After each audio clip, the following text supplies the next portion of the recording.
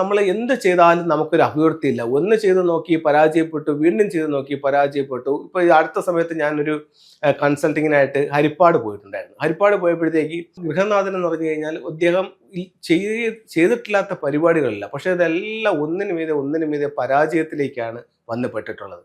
അവസാനം ഒരറ്റ കൈ എന്നുള്ള രീതിയിൽ അദ്ദേഹം എന്നെ ഒന്ന് വിളിച്ച് കൺസൾട്ട് ചെയ്തു.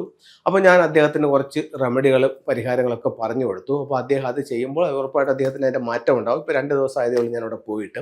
അപ്പം നിങ്ങൾക്ക് എല്ലാം പരീക്ഷിച്ച് നോക്കിയ നിങ്ങളാണെന്നുണ്ടെങ്കിൽ ഇതും കൂടെ ഒന്ന് നിങ്ങൾക്ക് പരീക്ഷിച്ച് നോക്കാവുന്നതാണ്. നിലവിലുള്ള സാഹചര്യത്തിൽ നിന്നും എന്തെങ്കിലും രീതിയിൽ നിങ്ങൾക്ക് വ്യത്യാസം ഉണ്ടാവുന്നു നിങ്ങൾക്ക് തോന്നുന്നുണ്ടെങ്കിൽ മാത്രം ഒരു കൺസൾട്ടിങ് എടുത്താൽ മതിയാവും. ആദ്യം വീടും പരിസരവും പൂർണ്ണമായി ഒന്ന് വൃത്തിയാക്കുക.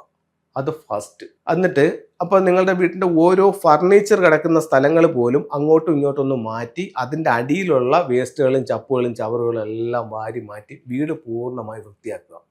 ആവശ്യമില്ലാത്ത സകല സാധനങ്ങളും വാരി പുറത്ത് കളയുക. വീടിൻ്റെ അകവും പുറവും പൂർണ്ണമായി വൃത്തിയാക്കുക. അടുത്തത്, വീടിൻ്റെ തെക്ക് പടിഞ്ഞാറ് മൂലയിൽ ഒരു നിലവിലുള്ള വസ്തുവിൽ ഏറ്റവും ഉയർത്തി അവിടെ ഇടുക. ഒന്നുമില്ലെങ്കിൽ ഒരു 5 കൂട്ടം മണ്ണെങ്കിലും ആ മൂലയിലിട്ട് കന്നിമൂല ഒന്ന് ഉയർത്തുക.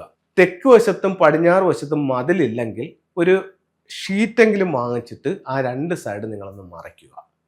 അപ്പം കന്നിമൂല ഒന്ന് ഉയർത്തുക, തെക്കും പടിഞ്ഞാറും നിങ്ങളൊന്ന് മറയ്ക്കുക. വീട് മൊത്തവും വൃത്തിയാക്കുക. വീടിന് പുറത്ത് വടക്ക് പടിഞ്ഞാറ് മൂലയിൽ ഒരു 6 റോഡ് വിൻചയം, അധികം പൈസയൊന്നും ആവൂല, ഒരു 6 റോഡ് വിൻചയം വാങ്ങിച്ചൊന്ന് ഹാങ് ചെയ്യുക.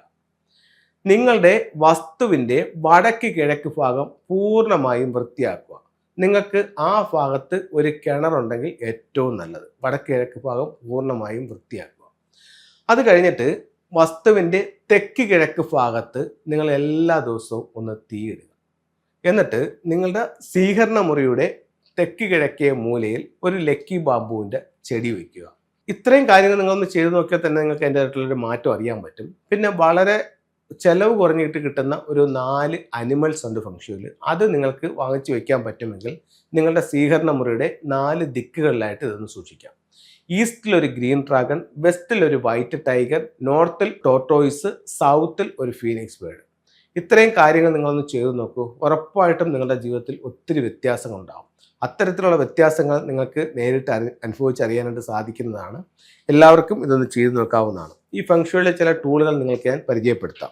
ഇപ്പം ഞാൻ നിങ്ങളോട് പറഞ്ഞ 4 ടൂളുകൾ എന്ന് പറയുന്നത്, 1 ഈസ്റ്റിലെ ഗ്രീൻ ഡ്രാഗൺ ഇതാണ്, 2 അതിൻ്റെ ഓപ്പോസിറ്റ് വെസ്റ്റിൽ വെക്കേണ്ട വൈറ്റ് ടൈഗർ ഇതാണ്, സൗത്തിൽ വെക്കേണ്ട ഫീനിക്സ് ബേർഡ് ഇതാണ്, നോർത്തിൽ വെക്കേണ്ട ടോർട്ടോയിസ് ഇതാണ്. ഇത് 4 ദിക്കുകളിലായിട്ട് നിങ്ങൾക്ക് സൂക്ഷിക്കാവുന്നതാണ്. അതുപോലെ തന്നെ നിങ്ങൾക്ക് ഇത്തരത്തിലുള്ള ട്രാവലിംഗ് ബുദ്ധ വാങ്ങിച്ചു വയ്ക്കാം. ഇതിനോടൊപ്പം നിങ്ങൾ വാങ്ങിച്ചു വയ്ക്കാനല്ല പറയുന്നത്, നിങ്ങളുടെ ജീവിതത്തിൽ മാറ്റങ്ങൾ ആവുന്ന അനുസരിച്ചിട്ട് ഫംഗ്ഷയുടെ പല ടൂളുകളും നിങ്ങൾക്ക് വാങ്ങിച്ചു വെച്ച് പരീക്ഷിച്ച് നോക്കാവുന്നതാണ്.